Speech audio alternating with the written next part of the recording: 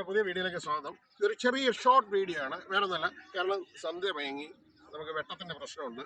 ഇവിടെ ഒരു ഫാമാണ്, BTC എന്ന് പറയുന്ന ഒരു ഫാമാണ്. ഈ BTC ഫാമിലെ ഒരു പ്രത്യേകത എന്താണെന്ന് വെച്ച് കഴിഞ്ഞാൽ ഇവിടെ പച്ചക്കറി കൃഷിയാണ് ഇവിടുത്തെ മെയിൻ സംഭവം.